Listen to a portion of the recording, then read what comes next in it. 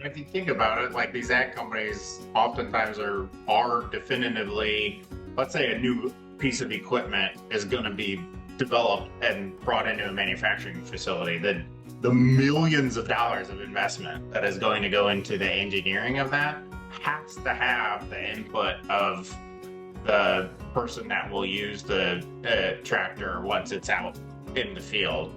And during that development process, like they're going to get that input somehow, but they're not going to be publicly sharing it. So they're going to come to us and we're going to go get the answers.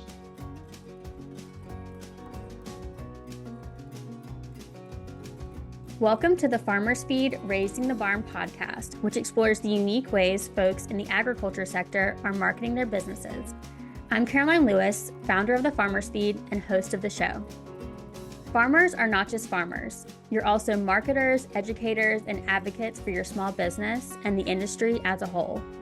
And as ag experts, you have the ability to not only influence consumers and public policy, but also the companies who are supplying everything you need to run your business. With over 20 years of experience, Ag Access, a research logistics company that specializes in the agriculture industry, has positioned themselves as a leading resource for reaching ag audiences through their 400,000 member research community. Today, I'm excited to be chatting with Colson Steber, co-CEO of Ag Access, about the importance of farmers having a voice in the innovations coming to the ag industry, the continued investment in ag tech, and what factors will impact the ag industry in the near future. Welcome, Colson. I'm excited for this. It's a great day for a great day, and I love where we're headed.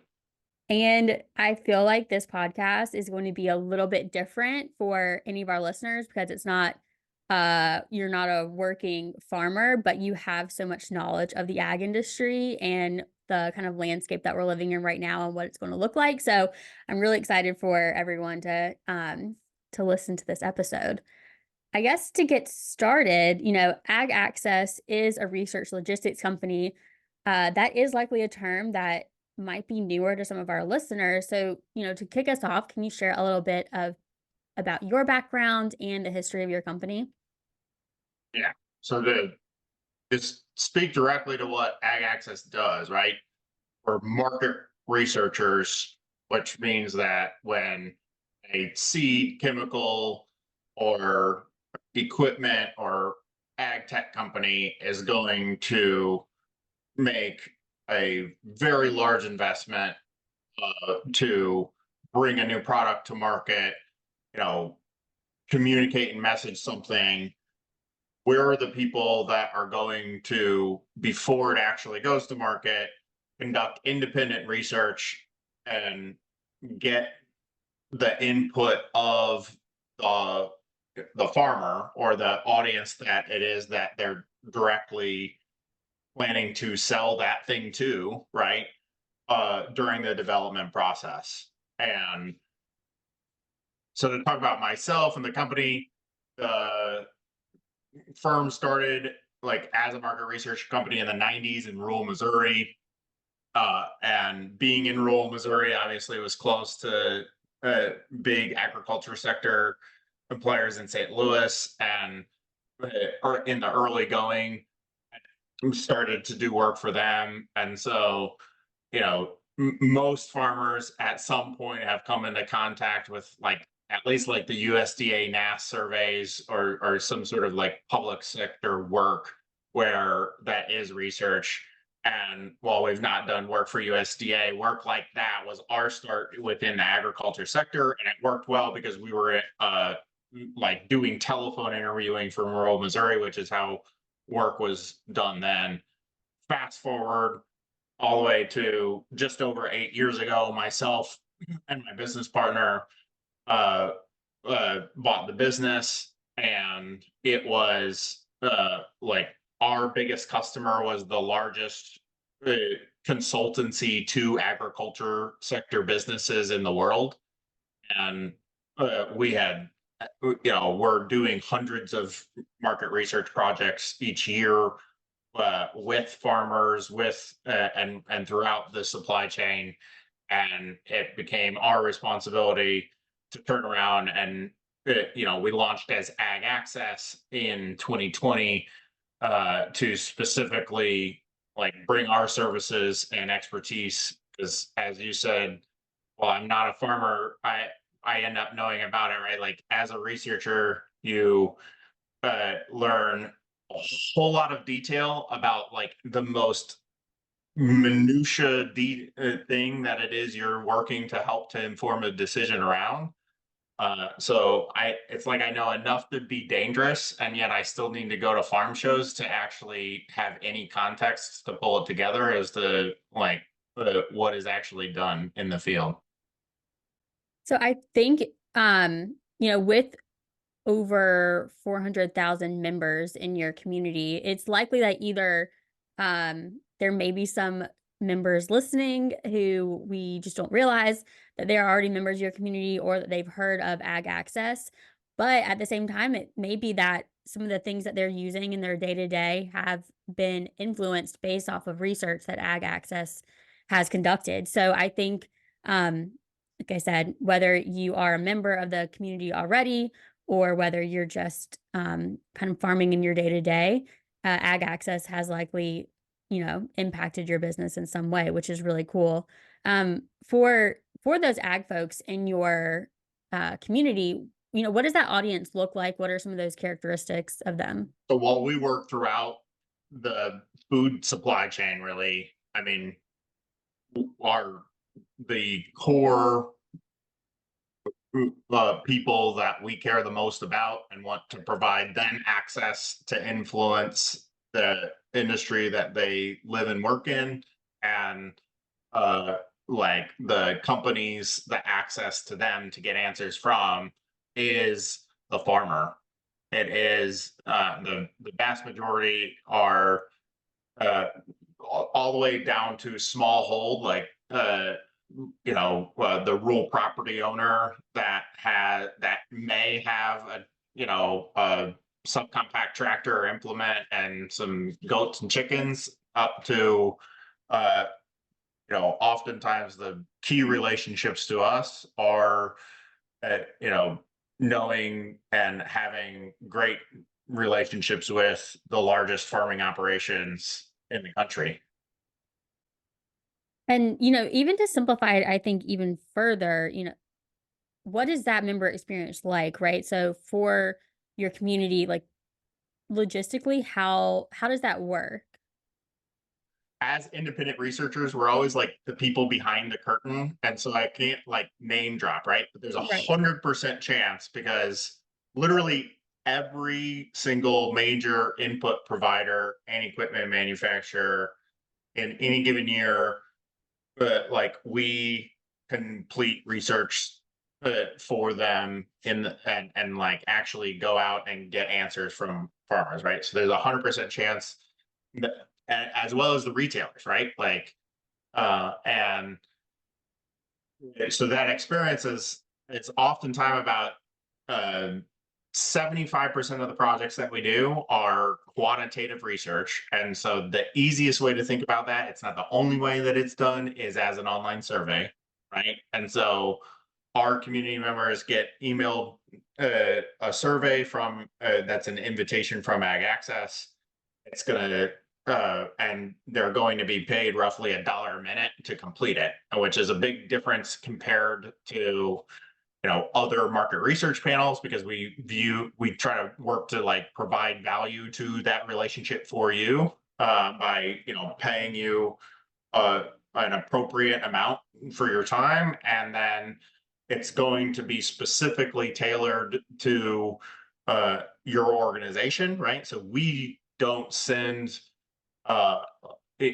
farmers surveys about you know completely non unrelated topics, right? Like we're not academic public opinion, uh, political researchers or something, as one example.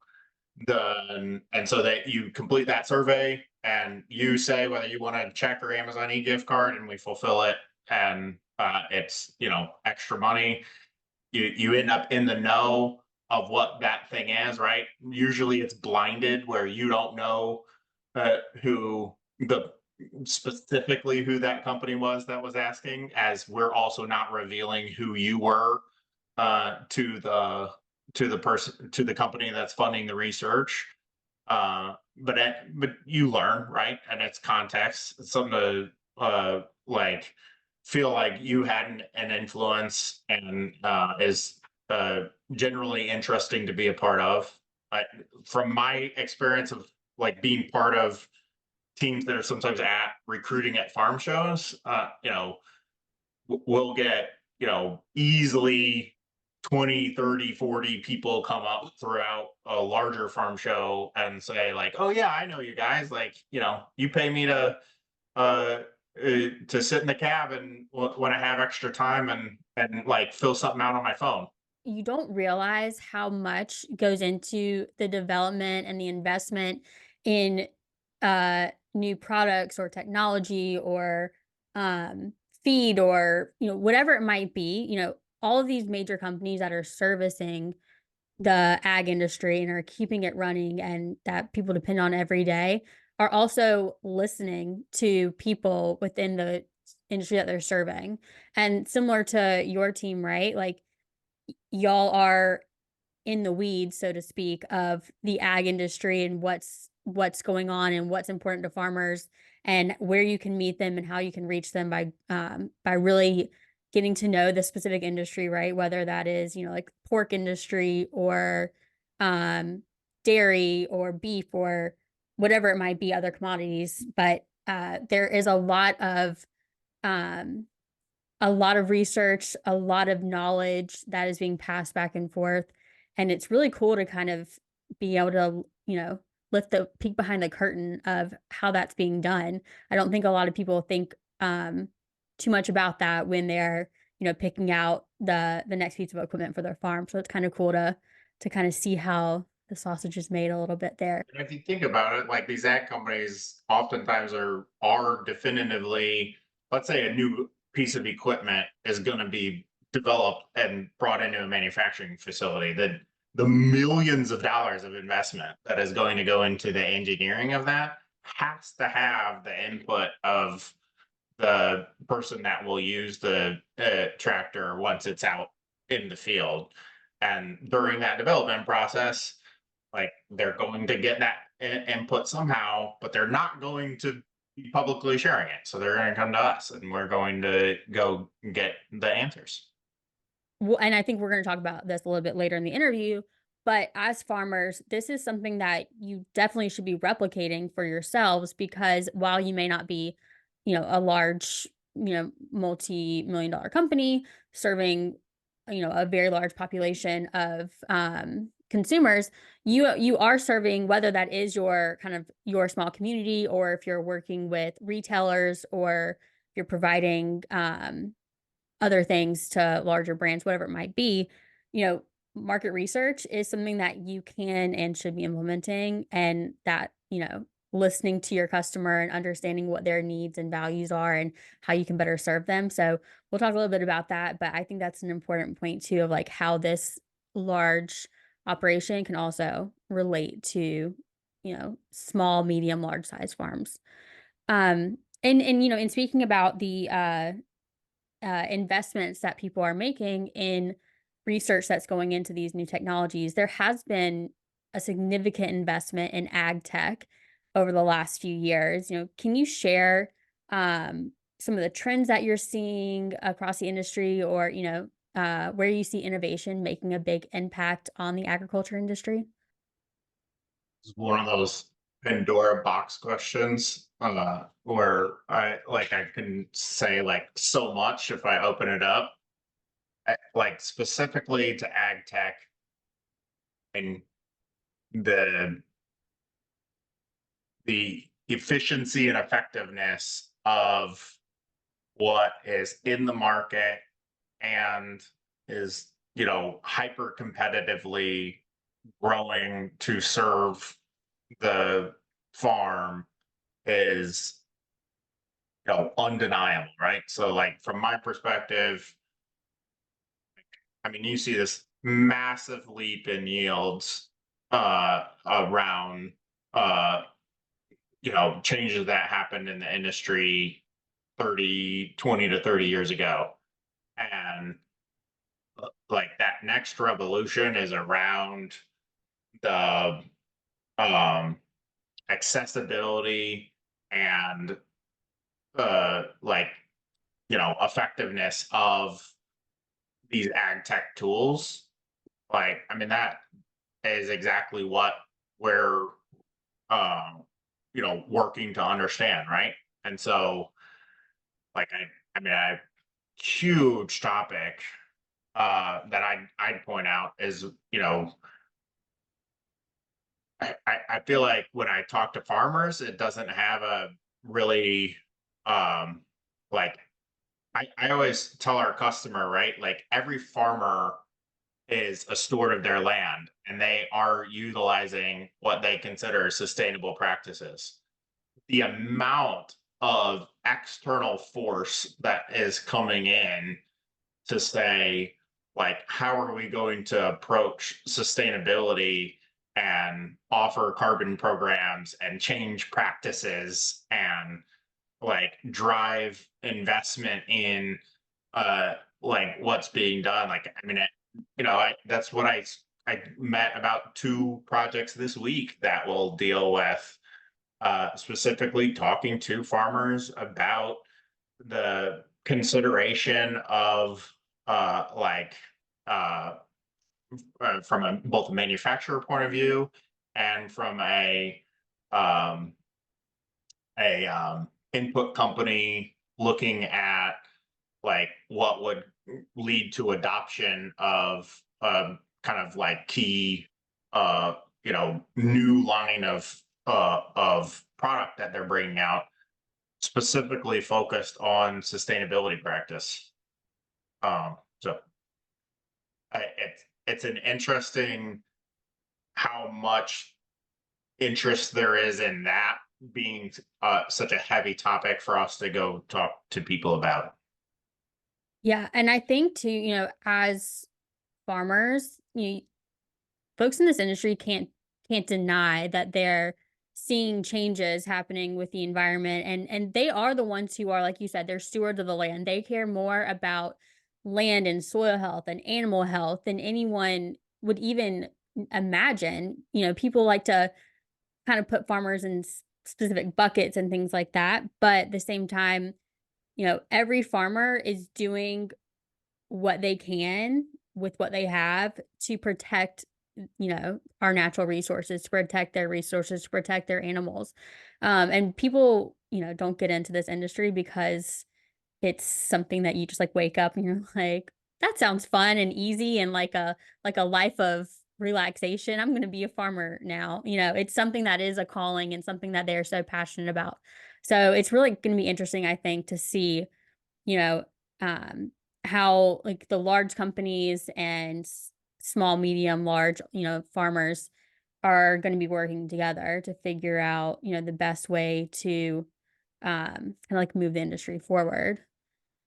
So, as I mentioned in the intro, we talk a lot about how important it is for farmers to tell their stories, not only educating their consumers, influencing public policy that directly affects their family and their business. But with ag access, you are adding really a third area of influence, and that is the influence on suppliers and companies that are making that technology or machinery, and even the feed and animal health products that they themselves rely on. So, can you talk a little bit about the influence that the folks in your community have? I know you talked a little bit about this already, but why is that from your perspective so important for farmers to, be dedicating some of their time in order to be a part of something, a community like Ag Access? Right. So the farmer is the one that has all the context because I have a quote behind me about being the man in their arena, right? Like they're the one actually going into the field and know what this will actually be uh if they were to bring in kind of one more thing like what will the opportunity cost be? Like what will they no longer have time to do? What will that actually replace? And like how will they value the actual trade-off to say, can I, am I willing to take that risk to see that return on investment of the yield improvement of a new tool, right? And if you're participating in our research, there is that element of like, I mean, you said you encourage farmers to look at their business side of marketing, right? Like everyone is every farmer is doing that because you are getting the perspective of your neighbors and the relationships that you hold with the main people you work with, be that from your retailer or elevator or whoever it is, and like that you can kind of see what it is these is that is being asked about, and uh and while it's a shot, it's just one point, right? And that you're seeing, like it is interesting to know about, and like turns into you having a little bit of that perspective. The like again, like I mean, it's a great example of I know of so many new planters, sprayers, combines, tractors, like even short line manufacturers that are actually going to invest in something. If you're gonna like think of like if a hay baler is gonna provide an option for a different size or stringing, right? Literally the way that the manufacturer decides to do that 100% includes doing a piece of independent research to like test that hypothesis of, oh, this is something that obviously if we're going to you know bring this to market, it's going to and we expect to sell a significant amount of it, we have to have the input of the farmer that this is something that would meet that threshold where it would gain their attention at all. And that's what we're there to measure, in addition to input, right? Of like many, the amount of work that we've done on farm management systems and the usability of what it will really take for the kind of the data feeds to turn into something that is something that a farmer can at all use to actually change what they would prescribe to do and go relate that back to how they may spray a field is countless at this point.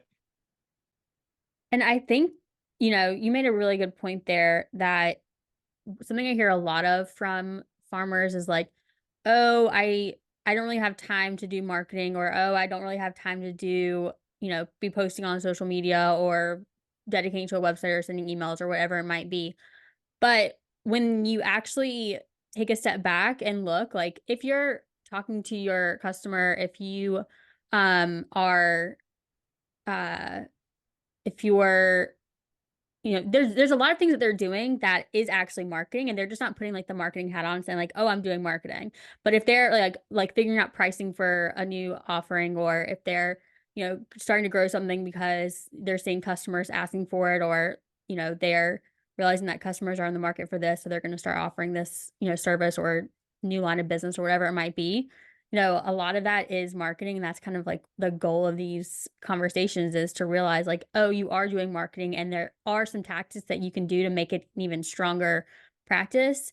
But a lot of these things are not things that you need to also dedicate, even more time in your already very busy day. But something that we've seen, and I don't know, I think some people who listen have heard about my background in marketing across the insights and market research industry. That's kind of like the world I came from before starting the farmers feed. But like most industries, the market research industry, we've really seen a shift, and that's, from the more traditional phone surveys, to online, email, and even text and app-based research, which I think, you know, you said you can take surveys while sitting, on your tractor or taking a break and, being on your phone.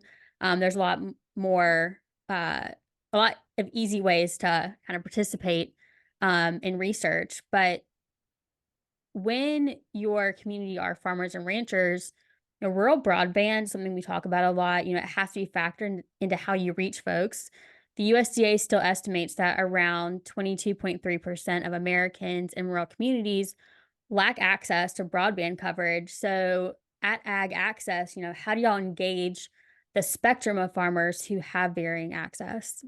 The short answer is an increasingly going to in-person events and to actually like get people's information. And then uh, we still do have about 50 people that do outbound calling. And uh, it's very common and that we work so we don't have an in-person call center, but nearly everyone is in the state of Missouri, right? And they've worked with us, and what they do is research with farmers, and we work to treat it as a relationship. And so they they actually, call the person and will conduct the interview over the phone, and it works, right? I mean, you have to have that willingness uh, to reach people where they are and not have it outsourced and have them having to speak to someone that's never just spoke to someone like them before. I think, that's also a good insight into how large your community is, right? With over 400,000, that you do have a very representational community of people from, all areas, all types of farming, and having and not having lack of access or limited access to broadband, to the internet, letting that be a barrier for how people can still give their input. So I think that's really cool. Um, Something else we also talk a lot about is how to support the next generation of young farmers and agribusiness leaders. So, what role can Ag Access play in helping the industry bring in young and new producers and also just help them be successful? I think that the skills and capabilities necessary, as well as the like absolute absurd amount of like capital that it takes to have a farm, like uh, there's like these dueling forces where we have to support the young farmer that is adept at doing that incorporating of I mean the hundreds and thousands literally of companies competing for the attention uh, to have kind of their solution be the winner that ultimately like turns into something that gets adopted is serious, and the amount of research that looks to include that under 45-year-old even but certainly even the 20 to 35-year-old is very very high, like uh, um generally like we want to include their opinion and are seeking out ways in which we can uh include them more. As the future of the farming industry, right? We hear the numbers day in and day out about the average age of the American farmer is, getting older and older. It's getting increasingly harder to kind of break into farming, whether that is the capital or the increasing cost of farmland. Where do you see, or what do you see, I guess, as having the most impact on the farming industry in the next 5 to 10 years that, will directly affect this next generation of farmers? Pick a topic and I'll have an opinion about it, right, as a researcher. But I like at least what I would hone in on is like that dynamic of how much like I believe it is for the best of like both the community and the farmer, for the community to stay strong and for there to be a next generation, and for the predominant family farm to be the ultimate kind of winner, right? Um, and I think in order to beat that, there is going to be a transformational shift in like what is possible at the farm if you're like have the skills and capabilities to adopt everything that kind of comes out of the winter of the you know incredible investment that's been made over the last 10 to 15 years and will is only accelerating into growing uh, what technology can do for farms. And so you know I believe there is still some innovative solutions that have yet to figure out how to go mainstream, that will figure out how to finance a younger farmer independent, like being an owner and operating that farm, because rather than like and I think we'll put like our security as a nation and food and everything at risk if we simply go down the path that the only way to have access is to have the millions of dollars of that it takes to buy a piece of land farm. And if all you've got is employees at managing a farm, it's just not going, like we're not going to uh hold on to the core of the rural community that is fabric of who we are. Yeah, I think one of my favorite quotes, it's not really a quote, but like words to live by, especially when it comes to marketing, is that the worst thing you can say to a marketer is, well, we've always done it this way, so this is how we're going to do it. And it's the same with farming. You know, there's so much more innovation and technology and just things that are going to change the way that future farms look, whether once again whether that is the small community farm that's just kind of serving local customers, or someone who has much larger and broader reach.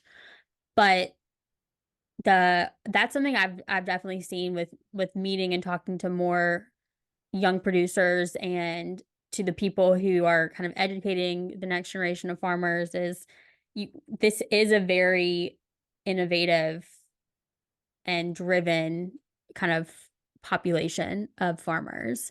Yeah, And I think that, as they're starting to create their own businesses or take over their family farm, they really are looking for ways to diversify what they're doing in order to, add something new or do something in the way that they've never done before.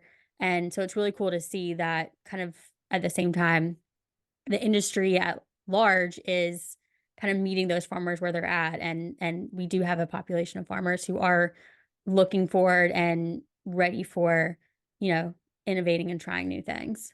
yeah, which I've seen highlighted throughout that, so it's unreviewed of this exact show.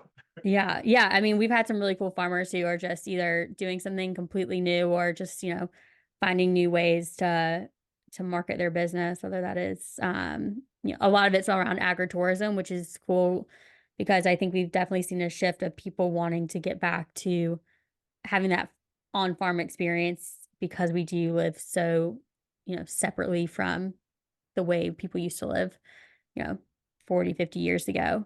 Um, we talked a little bit about this already, but, is there anything you've learned as a market research leader? Granted, you are working with both, suppliers, large innovative companies, but also hearing directly from farmers. Is there anything that maybe your knowledge that a small ag business owner can take away and kind of apply to their marketing strategy? The differentiation of the quote unquote small business, right? But you know, a substantial farm still has millions of dollars of income, but it's a small business by standards. Uh, is is based off of their understanding of their unique value, and you do have unique value even when your primary sale product is a commodity crop, right? And to understand where they've systematized uh, against how they uniquely add value to meet the market. And so, like, I love what I saw in learning about uh, farmers feed and raising the barn of agritourism, because I think it's a great example of like looking at our unique value and then thinking of your customer maybe not just as what's the how am I hedging and working on the market price for the commodity, but it's like, connecting the farm to the individual, as a dairy going and starting to sell direct to the people that will consume from your farm, right? So those are those types of opportunities to have, extremely successful businesses exist, right? Think of my own self in the market research industry, where to think of the agriculture sector is like, a tiny little fraction of 1% of the overall, like the market research industry is led by the likes of like P&G and Kellogg, right? And massive CPG companies and big tech companies understanding consumers. And yeah, I have a substantial, great, healthy business, making a difference to act to like provide relationship and access to people, to bring confidence to the decisions people are going to make. uh, and and we stand out, right? Like people find us to specifically for going out and getting uh, the answers within the agriculture sector, because in the broader scheme that ends up being a niche within my own industry.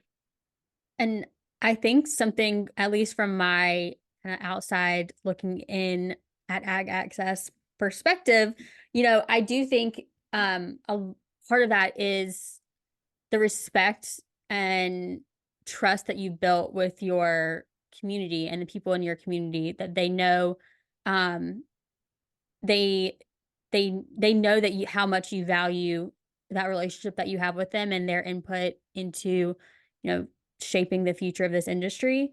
And I think that's another takeaway that farmers are already doing, but it's something that I think you can like put a name to it, is like valuing your community, valuing your customer and building those relationships, because at the end of the day, farming is about, you know, uh serving your local community or serving your whatever that size of the community is, but it's building a relationship, and you guys have done that really well. So One of our core values is to truly care, which is based on the premise that everybody matters. And uh, like, like I'm one of two privately held owners. We're not of this business, but working to actually do this. Yes, while we're looking to do it at scale to some degree, right? But we're not uh like ourselves this is exactly what I plan to be doing for the next 25 years. So uh and I think that that momentum, like, I mean, there's definitely been, we've owned the business for 8 years now. There's definitely been a switch, I'd say, over the last 2 to 3 years where like there's that flywheel of like we've been doing the right thing in the right places with the right people, and therefore more people do know about us, and if you ask about us somebody might actually know, and then there's a completely different context, so it's almost like we look like we're bigger than what we are because we're have awareness within the niche that we serve. Well, for any of our listeners then who might be interested in becoming um a part of the ag access community, are y'all still recruiting for your insights community? What does that process look like to sign up? Yes, continually, because of course our goal as researchers is to have a representative group of the entire population, and so we quite literally take an approach of wanting absolutely really almost anyone in a rural community, uh, but certainly anyone that is doing any uh, you know um, has any livestock, is raising any crop, owns any equipment, is of very high interest to for us to be an ag access member. uh, we provided a link for you that I think will be in the show notes, where you spend 5 to 7 minutes essentially filling out what we call our profile survey, where we collect a set of about 35, this is what the exact right projects would be to send to you. We pay you direct $10 for having signed up, and then, as we said, everything we do that it is paid research, and so the next time we send you an invitation, it will be pertinent to to who you are within the agriculture sector and the topic that we're researching, and you you know do the next survey, and then and take it, and it just kind of rolls from there. Yeah, I highly, highly encourage anyone listening to check out Ag Access because like I said, this is so important. The work they do is so important, but it's also just, not important for their company. It's important for you as farmers. Like you guys are going to see the direct result of this research. And so if you guys can check it out, I will have the information in the show notes so you can learn more. And then Colson, to kind of round out this really cool conversation, I feel like we've hit so many different topics, but what is on the Ag Access marketing plan for 2024? So we're doing like the the coolest thing is that we're doing way more in-person events, and so we're actually right now just finished a set of like 8, but then in the are going back to it in late August, going to the Farm Progress Show, and we'll be like there talking to farmers to sign them up for the ag access community, as well as working to get meetings for our own business, right?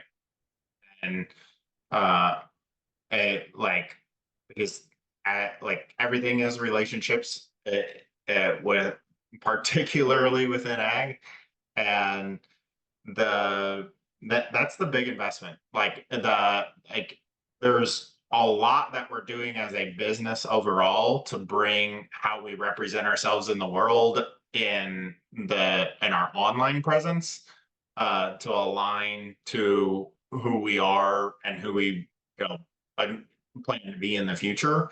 And that's going to lead to, a lot of website updates. We do, like, we're always, from a marketing standpoint, posting on social. We have a once every other week email that goes out. That also is something where we work to like do kind of our own little bit of like research on research and provide sharebacks to the ag access community. Um, like so those things will like only continue to build on that momentum.